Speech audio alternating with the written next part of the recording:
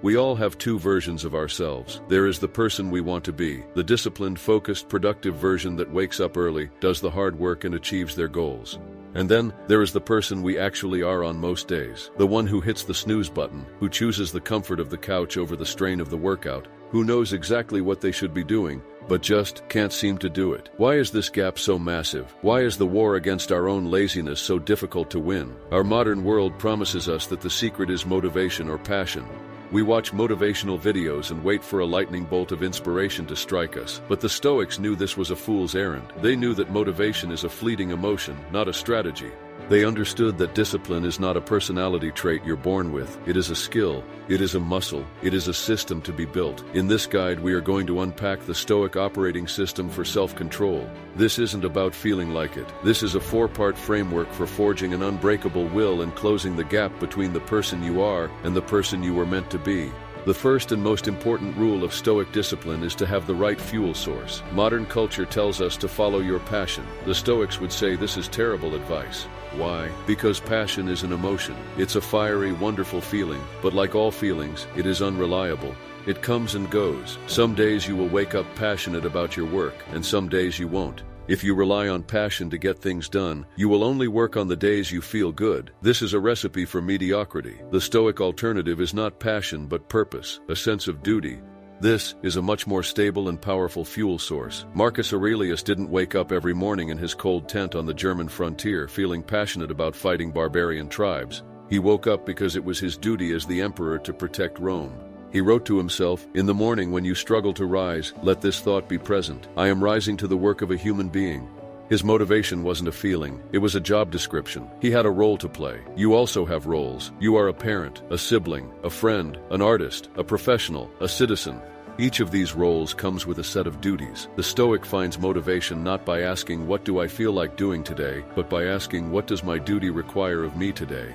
So, the first step to building discipline is to define your why. What are your roles? What are the duties associated with them? Write them down. Your duty to your family, your duty to your craft, your duty to your own health. When you act out of a sense of duty, you are no longer at the mercy of your moods. You have a reason to act even when, especially when you don't feel like it. This is the solid foundation upon which all discipline is built. So you have your why, your sense of duty. But even with the strongest purpose, you will wake up some days feeling weak. This brings us to the second rule of Stoic discipline. Automate your virtue through the power of routine. The Stoics understood something that modern psychology has only recently proven. Your willpower is a finite resource. It is a muscle that gets fatigued throughout the day. Every single decision you make, no matter how small, depletes that muscle. What should I wear? What should I eat for breakfast? Should I answer this email now or later?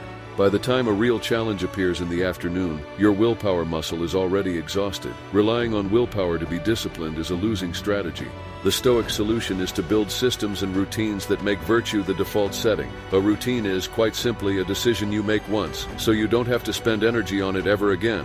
You don't decide to brush your teeth every morning, it's just what you do. It's automatic. The Stoics aim to apply this same automaticity to their philosophical practice. This is why they had routines. A morning routine to prepare the mind for the day, asking what challenges will I face and how can I meet them with virtue. An evening routine to reflect on the day, asking where did I act well, where did I fall short, how can I improve tomorrow. They were not leaving their personal growth to chance or mood. They were building a system to ensure it happened. Your actionable step here is to build one keystone habit into your day that requires no decision-making. Don't decide to go to the gym. Just put your gym clothes out the night before. It's now the default. Don't decide to write your book. Just open the document for 15 minutes at the same time every morning. Automate the action and you will save your willpower for the battles that truly matter. You have your why and you have your routine, but you will still face the great enemy of all action, procrastination. That internal friction, that heavy feeling of resistance that stops you from doing what you know you should do. The Stoics teach us not to run from this resistance, but to confront it with specific tactics. Here are 3 of them. Tactic 1. Use the smallest possible weapon. We procrastinate because the task seems too big, too overwhelming. The Stoic approach is to break it down into a ridiculously small first step. You don't have to write your novel. Your only task is to write one good sentence. You don't have to clean the entire house. Your only task is to put one dish in the dishwasher. This bypasses the brain's fear response. Anyone can do something for 5 minutes, and the secret is, once you start, momentum often takes over. Tactic 2. Focus on the shot, not the target. This is the archer analogy we've discussed before, and it is a powerful antidote to the fear of failure that fuels procrastination.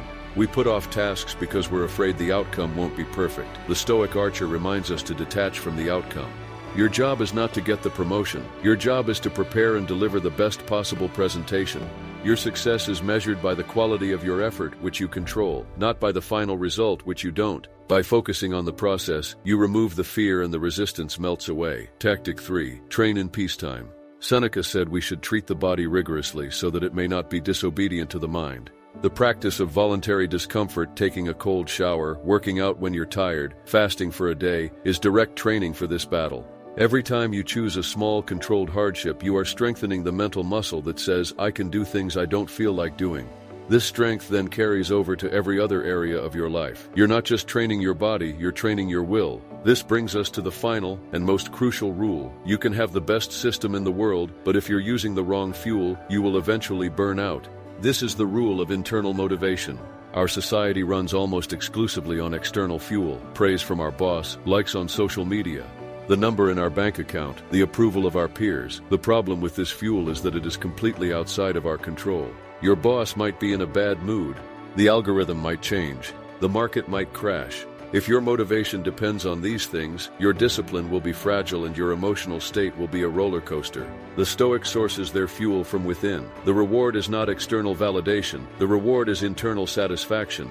It is the quiet, powerful self-respect that comes from knowing you did the work you were supposed to do, to the best of your ability. It is the audience of one principle we learned from Marcus Aurelius. The only approval you need is your own. Seneca said it best, virtue is its own reward. This isn't just a nice phrase, it's a strategic shift.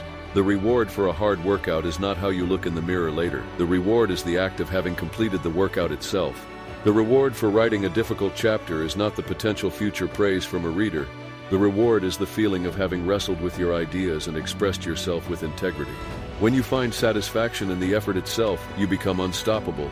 You no longer need anything from the outside world to fuel you, because you have a fire burning within. So this is the Stoic system for forging an unbreakable will. It is not about brute force or waiting for inspiration. It is a rational, repeatable framework. A clear why rooted in duty. A solid when built on routine. A battle plan for resistance built on practical tactics. And the right kind of fuel sourced from your own character. We tend to think of discipline as restriction, as a prison, but the Stoics knew the truth. Discipline is not a prison. Discipline is freedom. It is the freedom from your own moods, the freedom from your own laziness, the freedom from the distracting opinions of others. It is the freedom to finally close the gap between who you are and who you know you are capable of being. It is the freedom to be the architect of your own life, not a slave to your fleeting whims. That is the freedom that matters. That is the power of the inner citadel. Your training begins now. Which of these 4 rules will you focus on first? Share your commitment in the comments, and if you're ready to continue forging your will, subscribe and join us.